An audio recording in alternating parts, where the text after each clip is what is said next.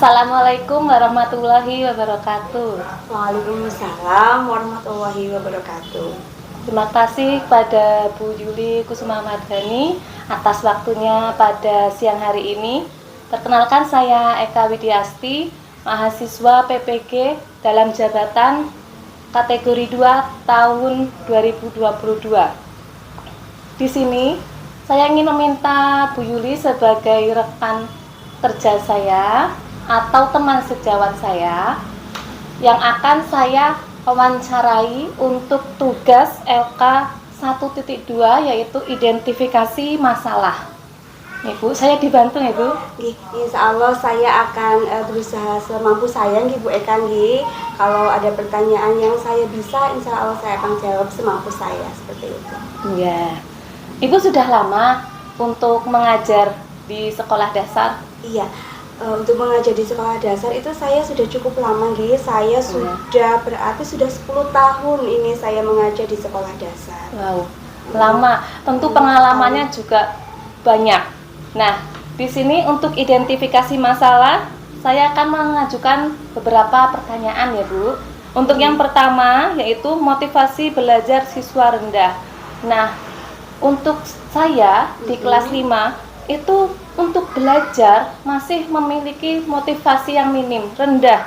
Nah, bagaimana atau metode apa yang tepat digunakan untuk memotivasi siswa? Menurut Ibu bagaimana? Iya, untuk meningkatkan motivasi siswa dalam belajar seperti itu ya. Mungkin untuk meningkatkan motivasi siswa dalam belajar itu yang pertama itu kita perlu melakukan pendekatan ke anak. Ya, pertama kita melakukan pendekatan ke anak, kita memotivasi mereka secara dari dalam diri mereka sendiri. Bagaimana sih meningkatkan motivasi anak itu? Bagaimana kita menerangkan kepada anak bahwa pelajaran itu sangat penting, belajar itu sangat penting. Itu yang pertama ya. Kemudian yang kedua, meningkatkan motivasi anak itu dengan kita menggunakan media yang menarik. Kemudian menggunakan metode pembelajaran yang bervariatif. Kemudian yang ketiga, kita juga dapat menggunakan permainan seperti itu. Bermain dengan anak-anak supaya anak-anak itu mereka itu lebih nyaman di dalam kelas. Sehingga mereka dengan seperti itu, motivasi mereka untuk belajar itu akan meningkat. Mungkin seperti itu Bu Eka.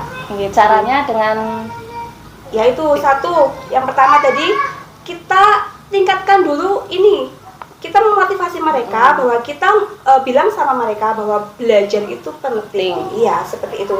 Dengan mereka mengetahui bahwa belajar itu penting, maka mereka akan berpikir berarti aku harus belajar, seperti itu. Itu yang dari dalam diri mereka, seperti itu. Itu untuk memotivasi siswa yang rendah dalam belajarnya, termasuk pedagogik. Nah, untuk selanjutnya yaitu literasi. Kemampuan membaca dan memahami pada siswa masih kurang. Walaupun di kelas 5 hampir sebagian semua sudah lancar untuk membaca, tetapi untuk memahami sebuah bacaan atau meningkatkan motivasi belajar bacanya itu masih kurang. Bagaimanakah cara meningkatkan motivasi siswa untuk membaca dan metode apa yang baiknya digunakan agar siswa lebih paham atau lebih memahami bacaan? Iya, yang itu ya tadi ya, literasi berarti membaca ya. Anak-anak belum suka membaca ya Bu Eka ya? Tidak, kurang suka membaca. Iya, padahal kondisi kelasnya bagaimana, buku-bukunya sudah banyak ya. Sudah banyak, tetapi mereka belum niatnya membacanya masih kurang, seperti itu ya. Ya, mungkin yang pertama kita bisa meningkatkan kesadaran, meningkatkan kesadaran kepada mereka agar mereka itu mengerti akan pentingnya membaca. Membaca adalah jendela ilmu ya. Dengan membaca kita bisa mengenal dunia, seperti itu. Kita tanamkan kesadaran kepada siswa bahwa ini loh, kalau kalian membaca buku, itu kalian bisa membaca dunia. Di dalam buku itu ada apa saja, ada berbagai macam ilmu di dalamnya. Kalau kalian ingin jadi anak yang pintar, kalau kalian ingin mengetahui dunia, maka bacalah buku. Nah, itu mungkin motivasi yang pertama. Kemudian, kita juga dapat membangun suasana yang menarik dan menyenangkan di dalam kelas kita. Jadi kalau misalkan buku hanya ditaruh di rak-rak seperti itu ya Bu Eka ya, kita mungkin bisa membuat sebuah ini agar bukunya itu ditata sedemikian rupa agar judulnya kelihatan ya, agar mereka tertarik seperti itu. Mungkin kita juga bisa mengganti sampulnya dengan yang menarik atau berwarna-warni seperti itu. Mungkin kita juga bisa di kelas kita ditaruh pojok baca itu nggih. Pojok baca itu tempatnya juga kita setting sedemikian rupa supaya anak itu betah nggih. Mungkin kita gelarkan itu karpet atau permadani, kita taruh bantal di situ boleh, bantal duduk di situ supaya anak-anak lebih nyaman di situ. Kita juga bisa menyediakan bacaan-bacaan yang menarik buat anak seperti itu. Kemudian apalagi ya, mungkin dengan juga seperti ini, menyediakan berbagai buku yang tepat untuk usia mereka. Iya. Misalkan anak-anak kelas 5 itu lagi suka membaca apa sih? Misalkan mereka lebih suka membaca, kadang-kadang mereka lebih suka membaca fiksi tentang apa, seperti itu. Kita sediakan buku untuk mereka agar mereka itu lebih senang lagi untuk membaca, seperti itu. Ya. Yang menarik dulu ya. Yang menarik, yang penting suasananya menarik, keadaannya menarik. Mungkin itu akan menumbuhkan minat mereka untuk membaca, menarik mereka untuk membaca seperti itu. Mereka sudah melihat tempatnya menarik, wah itu kayaknya tempatnya nyaman sekali ya. Ayo kita datangi perpustakaan itu, ayo kita datangi tempat itu, kita lihat di dalamnya, oh ternyata bukunya luarnya sudah menarik seperti itu. Nanti kan mereka akan memegang buku itu, lalu mereka baca-baca. Nah itu mungkin seperti itu. Untuk selanjutnya, kemampuan berhitung atau menghitung pada peserta didik ini masih rendah. Biasanya karena kurang aktifnya mengikuti pelajaran berhitung. Maka metode apa sih yang tepat untuk digunakan meningkatkan kemampuan menghitung pada siswa? Iya, menurut saya ada banyak metode ya, untuk meningkatkan ini siswa dalam berhitung. Mungkin metode yang paling ini sering digunakan itu metode demonstrasi Bu Eka. Demonstrasi. Iya, jadi dengan itu mereka itu kita tidak hanya menerangkan pelajaran seperti itu ya. Ini loh seperti ini, 1 ditambah 1 sama dengan 2, ayo dihitung seperti itu. Tapi tidak seperti itu nggih. Tapi mereka ikut masuk ke dalam pelajaran itu. Mereka mereka berlaku, mereka bermain peran seperti itu. Jadi kita juga bisa menggunakan benda-benda real, benda-benda real atau benda-benda nyata itu untuk meningkatkan pemahaman mereka juga seperti itu. Kalau misalkan untuk anak-anak ini kelas atas, mungkin juga bisa menggunakan ini ya, itu sempoa itu. Kita juga mengajarkan sempoa buat mereka itu Mbak Eka. Jadi misalkan anak-anak di kelas 5 sudah mengenal sempoa atau belum? Belum. Oh, belum. Nah, itu kan sempoa itu kan hal yang baru bagi mereka ya, seperti itu. Kita kenalkan kepada mereka. Tentunya mereka kalau akan suka sekali kan dengan hal-hal yang baru seperti itu. Nah, kita mungkin bisa mengenalkan sempoa kepada mereka agar mereka itu lebih tertarik lagi, sehingga mereka akan terus belajar, terus ingin mengetahui bagaimana sih cara menggunakannya, sehingga mereka itu akan termotivasi untuk belajar seperti itu. Untuk yang selanjutnya, di kelas 5 sebagian siswanya 13,6% masih bergantung dengan teman. Maksudnya bergantung dengan teman seperti ini, ketika pelajaran diberi tugas, nah dia tergantung dengan temannya, jawabannya jadinya nanti sama, seperti niru lah. Seperti itu ya Mbak Eka ya. Oh iya, itu terjadi bukan hanya di kelas 5 ya. Sebabnya apa biasanya? Itu di kelas-kelas yang lain juga sama seperti itu Mbak Eka. Di kelas saya juga seperti itu, nggih. Nah itu setelah saya pelajari itu seperti ini. Jadi mereka itu kurang percaya diri. Jadi mereka itu yang pertama itu kurang percaya diri ya. Mereka itu menganggap bahwa aku takut salah seperti itu. Iya. Padahal si anak itu sebenarnya dia itu mempunyai mempunyai mempunyai kompetensi ya, dia bisa, sebenarnya dia bisa, tetapi ada anak memang yang malu-malu menganggap dirinya itu tidak bisa, berarti kurang percaya diri seperti itu ya. Jadi menurut saya anak itu tuh kurang percaya diri, itu yang pertama. Jadi ini tugas kita ya Mbak Eka ya, bagaimana kita meningkatkan kepercayaan diri anak supaya anak itu percaya diri bahwa oh iya, aku bisa, aku harus bisa, aku tidak boleh mencontek, seperti itu. Nah, caranya kita tanamkan kepada mereka rasa percaya diri, kita bangun motivasi kepada mereka ya, kita tanamkan motivasi pada mereka bahwa ini loh, kamu bisa, kamu pasti bisa. Kamu tahu nggak, kalau kamu mencontek, kalau kamu meniru, ya itu nanti kamu malah semakin bodoh, seperti itu. Jadi kita tanamkan dulu motivasi kepada anak bahwa kamu pasti bisa, seperti itu. Ya, karena itu juga untuk memotivasi siswa karena dia masih tergantung dengan teman tadi ya, kurang percaya diri. Diri kepada selain itu juga 23% dari 22 siswa itu mempunyai motivasi yang rendah. Bagaimana cara meningkatkan motivasi siswa dalam belajar? Karena minatnya itu masih rendah motivasinya.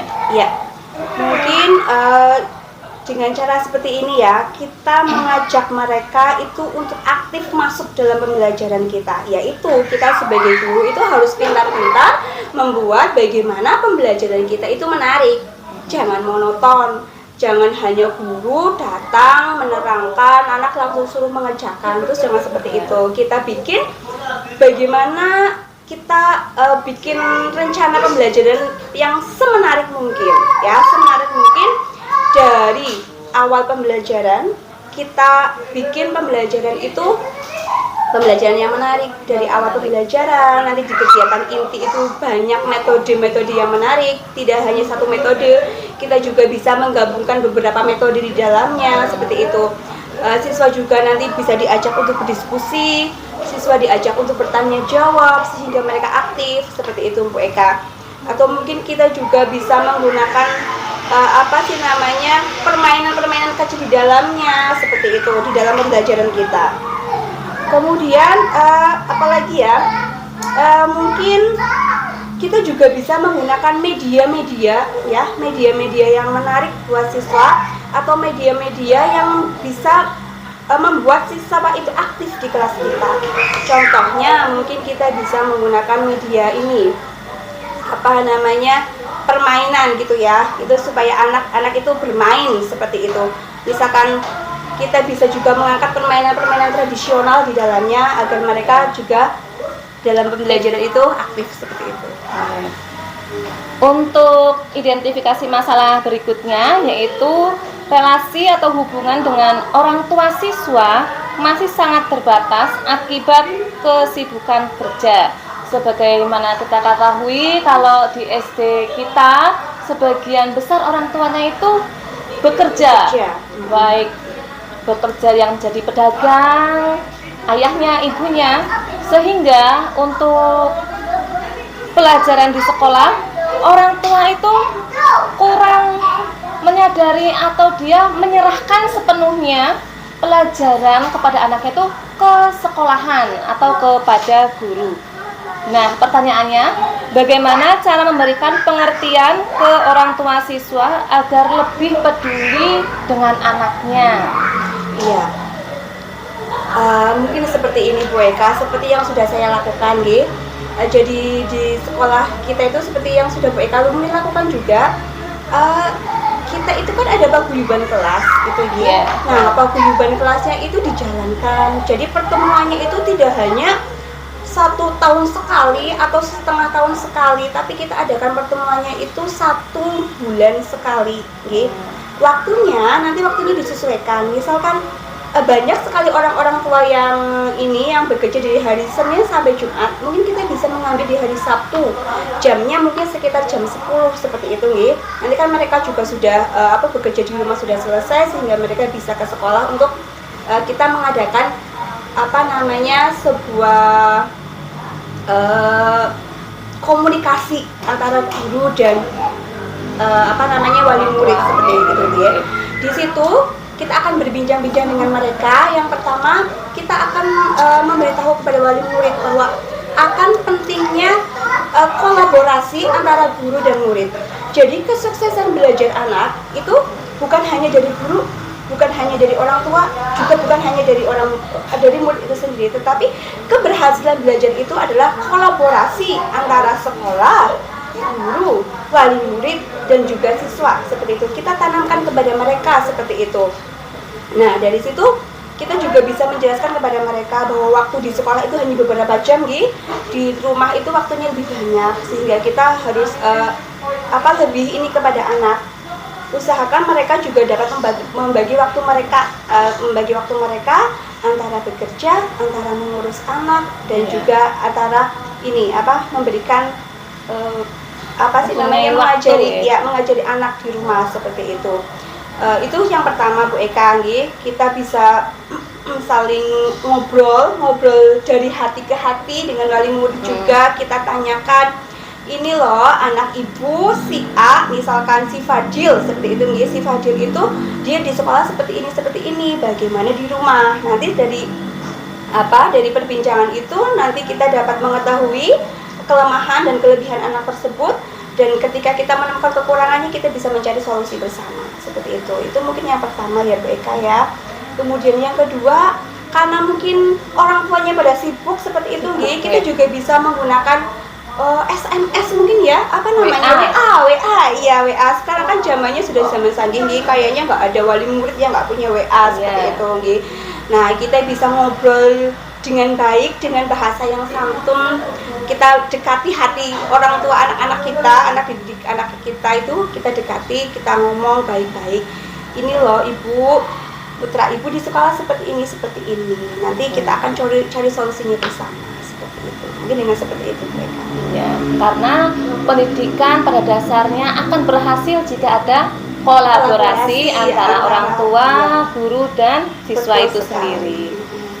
Untuk masalah berikutnya, masih ada beberapa siswa belum mau terbuka dan menutup diri dengan gurunya. Nah, apa solusi yang bisa dilakukan agar peserta didik mau terbuka dengan gurunya, dan bagaimana cara membangun kebersamaan guru dengan siswa? Ya, mungkin seperti ini Bu Eka, kadang-kadang siswa itu masih canggung, oh itu bu guru saya takut ngomong sama bu guru saya seperti itu. Kita dekati mereka dengan bahasa yang santun.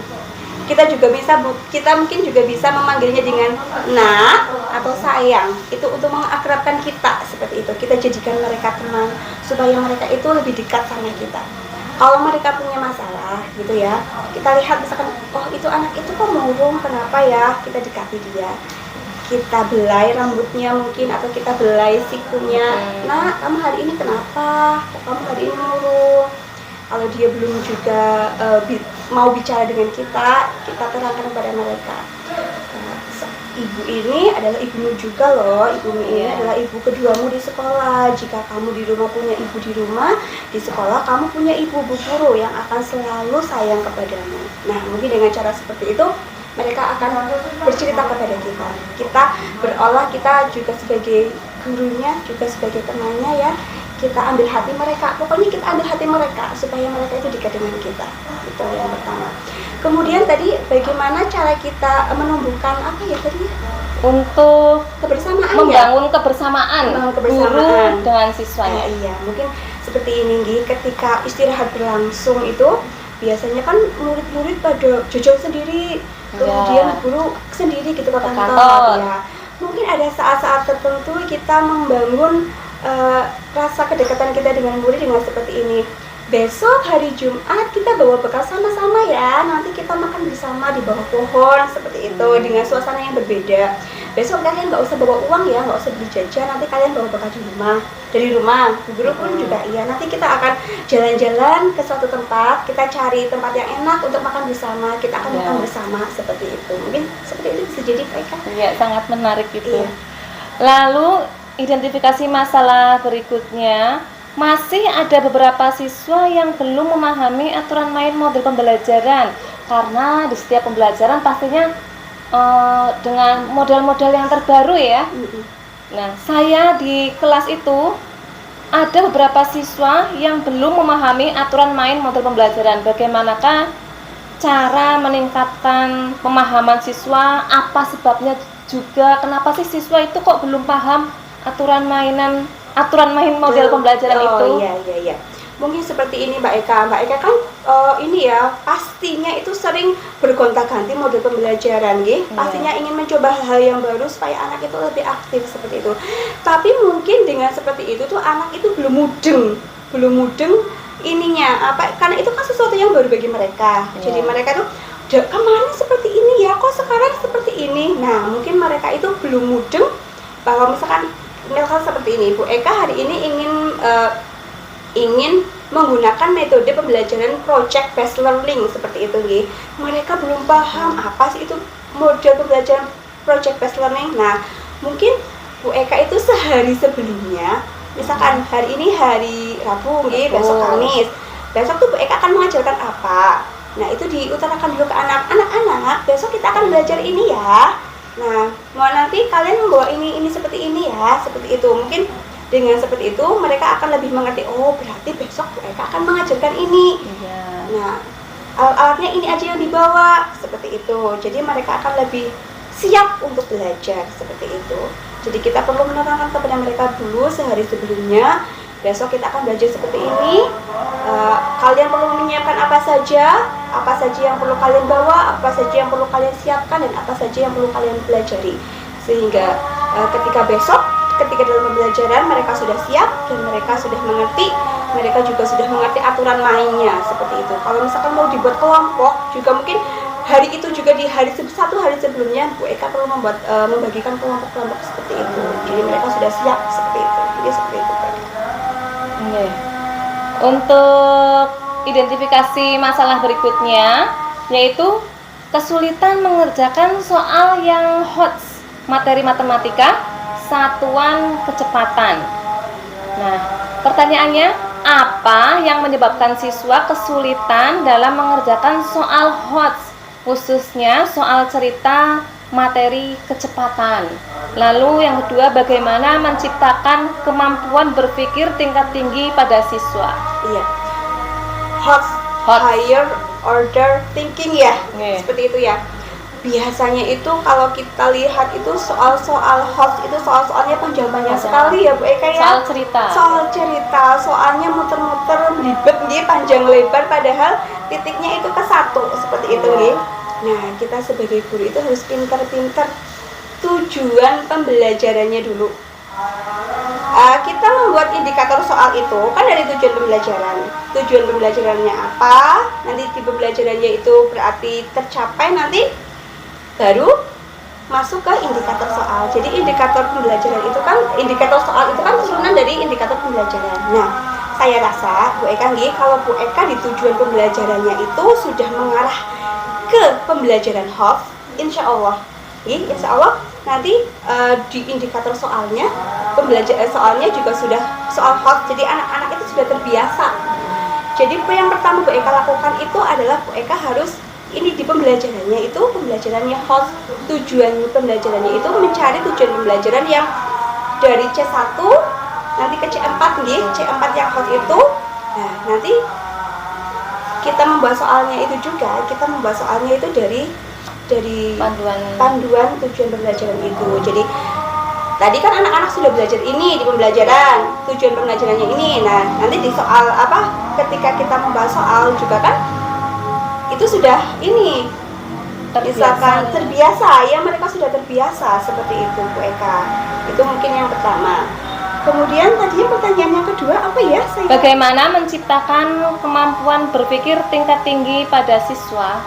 Bagaimana cara meningkatkannya? Ya, cara menciptakan kemampuan tingkat tinggi kepada siswa, ya kita berpedoman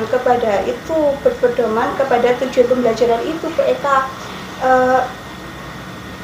Misalkan ini ya, mengarah pada tujuan pembelajarannya itu kita buat yang jangan yang rendah tetapi yang tinggi. Kita mengarah kepada taksonomi Bloom itu yang apa sih namanya C4 sama C6. Sehingga kita membiasakan mereka untuk berpikir tingkat tinggi seperti itu.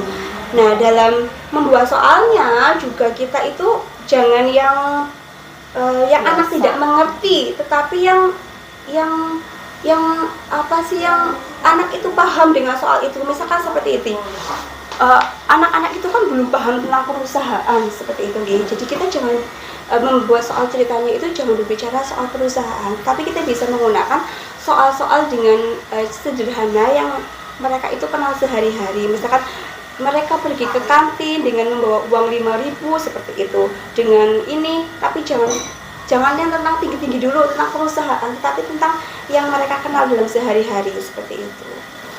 Yang mereka pelajari dulu ya, intinya seperti itu.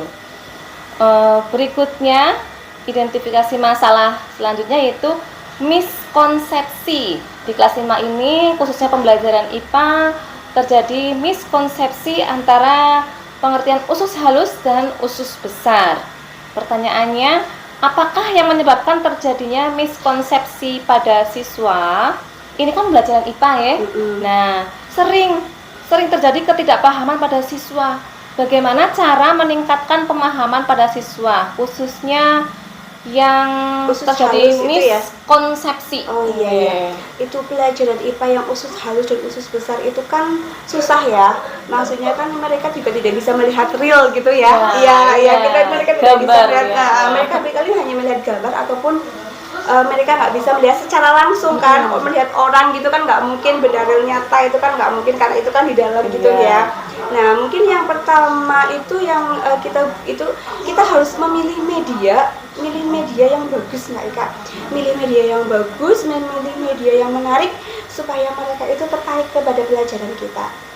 Jadi, kita mungkin bisa mencari di YouTube itu kan banyak, Mbak Ika, mencari video-video itu yang menarik lah buat mereka agar mereka video, itu ya? Iya, mereka itu melihat video itu jadi mereka itu mudeng. Mereka akan mengerti dengan apa pelajaran yang kita terangkan seperti itu. Kita bisa mencari 2 video, yang satu video tentang usus halus dan yang satu video tentang usus besar seperti itu. Kemudian selain video itu juga mungkin ini ya gurunya juga nanti harus pintar-pintar bagaimana membawa anak itu supaya anak itu suka untuk belajar tentang usus halus dan usus besar seperti itu. Video itu kan berarti termasuk dalam pemanfaatan TIK ya? Iya. Nah, ini juga termasuk identifikasi masalah berikutnya. Guru belum memaksimalkan dalam memanfaatkan TIK atau inovasi dalam sebuah pembelajaran. Karena bagi saya, pemanfaatan TIK itu di kelas lumayan ribet atau susah. Karena satu LCD perlu dipasang dulu, memakan waktu. Dan belum tentu juga saya bisa. Masih membutuhkan teman sejawat lain untuk membantu saya. Sedangkan teman sejawat lain juga memiliki kelas masing-masing atau kesibukan masing-masing. Nah, pertanyaannya, bagaimana cara penggunaan TIK bagi guru yang belum menguasai? Nah, itu gurunya saja belum menguasai ya, Mbak Ika ya. Iya, gurunya saja belum menguasai. Mungkin yang pertama yang perlu dilakukan adalah kita melakukan sosialisasi ya. Kita melakukan sosialisasi pentingnya penggunaan media. Nah, ketika mereka belum bisa menggunakan media, lalu kita mengadakan pelatihan atau diklat cara menggunakan media itu. Bahan-bahan apa saja yang diperlukan, bagaimana cara penggunaannya, seperti itu. Kita sosialisasikan kepada mereka, kita ajarkan kepada mereka, seperti itu. Terus, setelah mereka bisa, kita mengharuskan mereka untuk menerapkannya di dalam kelas. Nah, bagaimana dengan keterbatasan alat atau media? Nah, itu nanti kita bisa saling berkolaborasi dengan teman kita mungkin bisa menggunakannya secara bergantian. Ya, bagaimana lagi karena di sekolah kita memang tidak cuma LCD-nya cuma terbatas seperti itu, gitu. Jadi mungkin di hari Senin dipakai kelas 1, di hari Selasa dipakai di kelas 2, mungkin seperti itu, bisa jadi seperti itu Bu Eka. Kemudian tadi menggunakannya belibet sekali gitu ya, perlu ini memasang dan sebagainya. Nah itu tugas kita. Mungkin bel sekolah itu kan jam 7. Nah kita sebagai guru itu sebelum jam 7 itu kita sudah harus mempersiapkan media. Jadi kita harus berangkat lebih awal Bu Eka demi anak didik kita. Kita mempersiapkan segalanya dari pagi, kita sudah memasang LCD, ketika nanti jadi sudah memasang sound system, dia sudah memasang layar. Jadi nanti ketika jam 7 anak-anak masuk kita sudah siap seperti itu, karena memang tugas kita untuk membuat kesiapan medium pembelajaran itu kan memang tugas kita seperti itu. Jadi mereka datangnya lebih awal, jam setengah 7 mungkin sudah sampai di sekolah, dipersiapkan dulu kelasnya, ditata dulu yang rapi, ditata sedemikian rupa, LCD-nya sudah terpasang, full musik, anak-anak pasti akan lebih senang sekali untuk belajar. Mereka pasti akan lebih termotivasi lagi untuk belajar seperti itu. Memaksimalkan alat dan waktu tentunya ya. Iya. Nah, apakah TIK ini merupakan suatu inovasi yang dibutuhkan? Iya, tentu saja ya. Seperti tuntutan abad 4.0 ini, ya kan anak-anak guru kan diwajibkan untuk mahir dalam penggunaan TIK. Kalau kita tidak mahir dalam penggunaan TIK, kita akan ketinggalan. Nah, bagaimana kita akan mendidik anak-anak kita, bagaimana kita akan mengajarkan anak-anak kita untuk menciptakan generasi 4.0 jika gurunya saja tidak bisa menggunakan TIK. Jadi TIK itu sangat wajib Mbak Eka, sangat wajib untuk dipelajari seperti itu. Kita tidak akan bisa menciptakan anak-anak generasi 0 ini dengan baik kalau gurunya sendiri tidak bisa menggunakan TIK dengan benar. Seperti itu. Mungkin cukup sekian dari saya tadi, identifikasi masalah ya, ada beberapa sudah bisa menjadi gambaran saya untuk menganalisis identifikasi masalah tersebut. Terima kasih kepada Bu Yuli atas waktunya. Sama-sama Bu Eka, semoga dapat membantu dan semoga Bu Eka dapat lulus menjalankan PPG Prajabatan ini dengan nilai yang maksimal. Ya, terima kasih sebelumnya karena sudah menyempatkan waktu untuk saya wawancarai. Sama-sama. Sukses terus buat Eka ya. Sampai jumpa juga. Terima kasih. Wassalamualaikum warahmatullahi wabarakatuh. Waalaikumsalam warahmatullahi wabarakatuh.